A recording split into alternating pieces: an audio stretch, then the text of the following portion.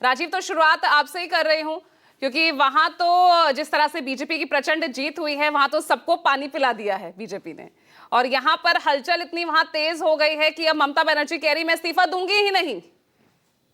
तो अब ये आगे होगा क्या? वहां की राजनीति और इस्तीफा नहीं देने से हासिल क्या होगा? क्योंकि इस्तीफा तो देना पड़ेगा, अगर वो नहीं देंगी तो यहाँ जो राज्यपाल के पास विशेष अधिकार है उसके तहत सब कुछ होगा।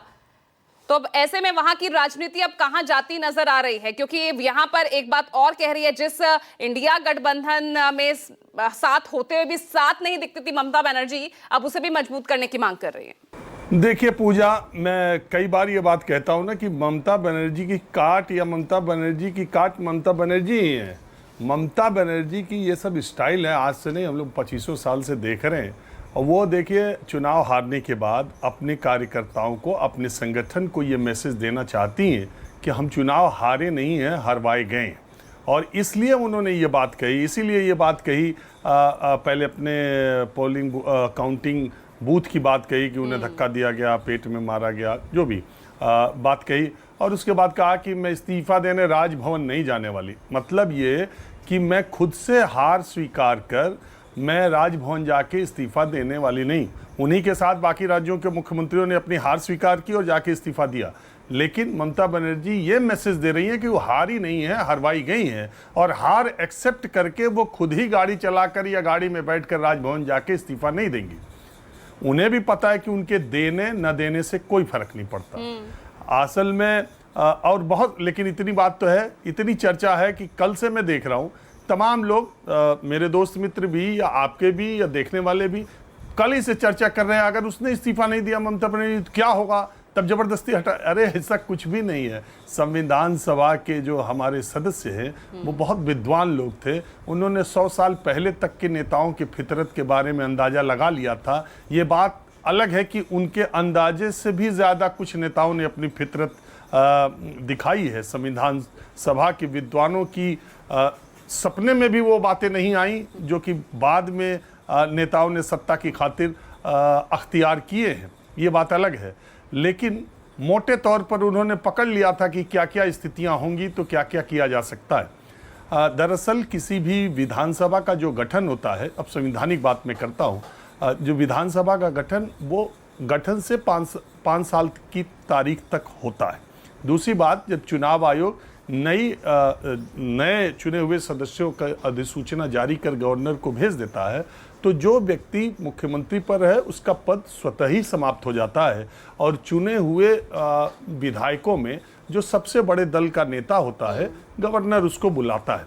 गवर्नर के प्रसाद पर्यंत ही मुख्यमंत्री, ये एक परंपरा चली आ रही है कि विधानसभा का नया जनादेश आने के बाद भी जब तक नया मुख्यमंत्री शपथ ग्रहण नहीं करता है तब तक राज्यपाल इस्तीफा देने के बाद भी, देखिए आप इस्तीफा देते हैं, इस्तीफा देने के बाद भी राज्यपाल आपसे कहता है कि नए मुख्यमंत्री के शपथ ग्रहण तक कार्यवाहक मुख्यमंत्री के तौर पर अभी आप ही काम करते रहेंगे इस्तीफा देने के बाद।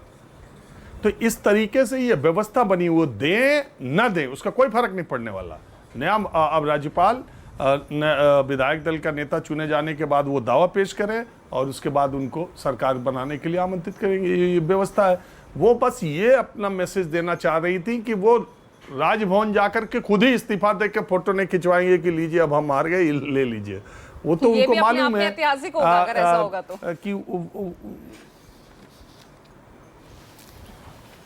तो ममता बनर्जी ने पहले भी बहुत सारे ऐतिहासिक काम किए हैं। जब अकेली संसद में अकेली अपनी पार्टी की लोकसभा सांसद थी और कागज ले जाके सोमनाथ चटर्जी के मुंह पर मार दिया स्पीकर को, इस तरह से कागज मारने वाली वो भी पहली नेता थी।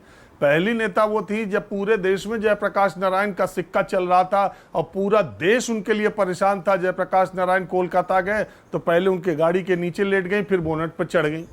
पहली वो नेता थी जो एक बलात्कार पीड़िता को लेकर राइटर्स बिल्डिंग पहुंची और वहां पुलिस को धक्का देते हुए चीफ मिनिस्टर कार्यालय की तरफ राइटर्स बिल्डिंग में बढ़ने जा रही थी और वहीं उनकी साड़ी फट गई। 93 की बात है और वहीं उन्होंने कसम खाई थी कि अब राइटर्स बिल्डिंग मुख्यमंत्री बन के ही लौटूंगी।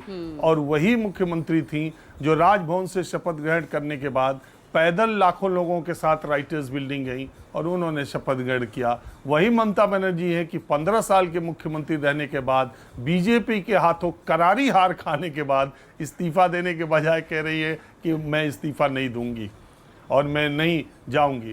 तो वो एक ये बताइए, ये अभी भी इतनी करारी हार के बाद भी ममता बनर्जी की मैं देख रहा हूँ कल से लेके अभी तक यही चर्चा हो रही, ममता बनर्जी इस्तीफा नहीं देंगे। ना दें उसका क्या मतलब है?